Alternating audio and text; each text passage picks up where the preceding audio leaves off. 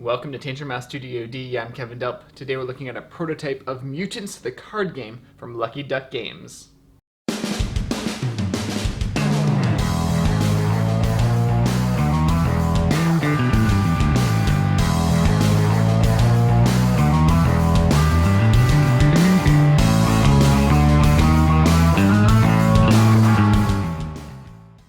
Mutants is a 2 to 4 player asymmetrical deck building game that plays in about 45 minutes. It's designed by San-Fung Lim and Jesse Wright. It's being published from Lucky Duck Games and it'll be on Kickstarter this October.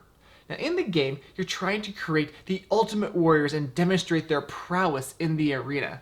You'll mix and match genetics to breed and incubate these mutants, and your goal is to gain the most prestige, which you will do by freezing those mutants and dominate in the arena. Let's look at the prototype components.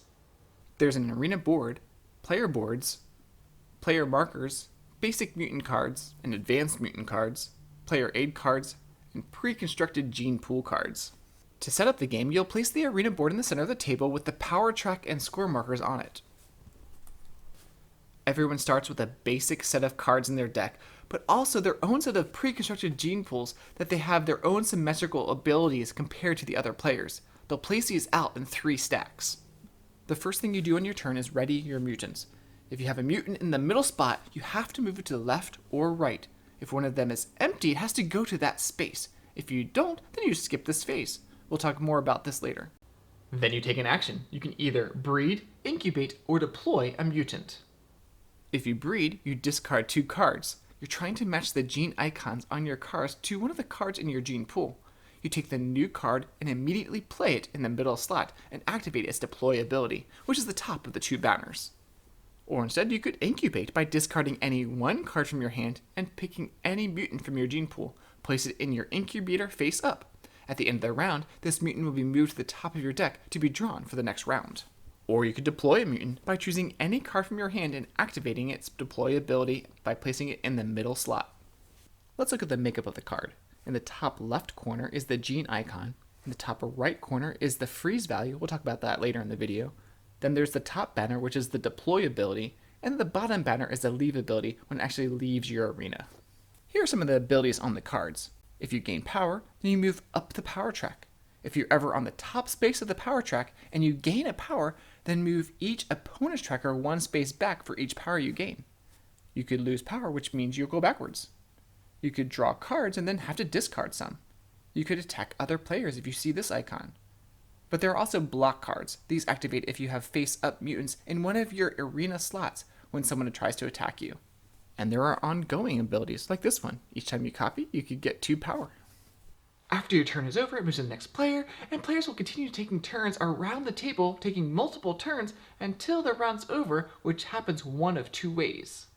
Either all the players run out of cards, or a player has crushed the competition. If at the beginning of your turn, all your opponents are in the red zone and your marker is in the top space. Then you'll score the power track. Whoever is first gets the points indicated on the red space for the current round. Last place gets nothing, and everyone else in a 3 or 4 player game gets points indicated in the black space. You'll move the round marker and everyone places any incubated mutants on top of their deck. You'll draw 6 cards and get ready for the next round. Whenever you need to reshuffle your deck because you ran out of cards, you first have to freeze a mutant. This is another way of not only culling your deck, but a way of getting points, because all the mutants in your freeze zone at the end of the game get you points. You'll count up these points on the cards, plus the points you received during the game, and whoever has the most points wins. This is the best deck building prototype that I have played this year, and I love deck building games. But it's more than just deck building. You have that push and pull of the power track that gets you some major points in the game, and those unique mutant powers provide some satisfying gameplay as you choose which ones you want to try out each game. There are also some variants you could try out, like drafting the advanced mutants, where players will draft 6 advanced mutants for the game, or try to assemble the perfect team in the constructed variant. I've been able to play mutants a number of times at different player counts. The game plays well at all the player counts and plays pretty fast, probably a little faster at the lower player counts. One thing you do need to be aware of is what is active in your play arena and what is active in your other players' arenas. because there's going to be a lot of attacking and blocking going on. Let's talk about crushing the competition a little bit. Now, you're trying to get yourself up on the power track and put your other opponents down. There was a couple games out super close to being in the top spot and the other players in the red zone by the time it got back around to me, but the other opponents were able to thwart my plans. I just want to do that one time. I'm going to keep trying. Lucky Duck always nails it on the art and illustrations, and mutant cards are drawn to look powerful and fearsome. And the way the monsters are made are fun to emphasize that they are mutants.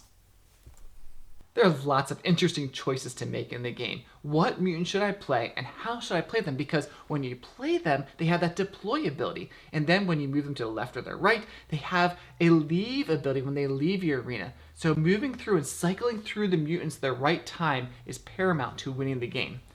Now, if you like deck building games or asymmetrical play, then check out Mutants from Lucky Duck Games. And every week, Tantrum House chooses a Kickstarter of the week, and we have chosen Mutants from Lucky Duck Games for our Kickstarter of the week. So congrats on that. Thanks for watching today's video. Check out all the other videos and be sure to subscribe to Tantrum House.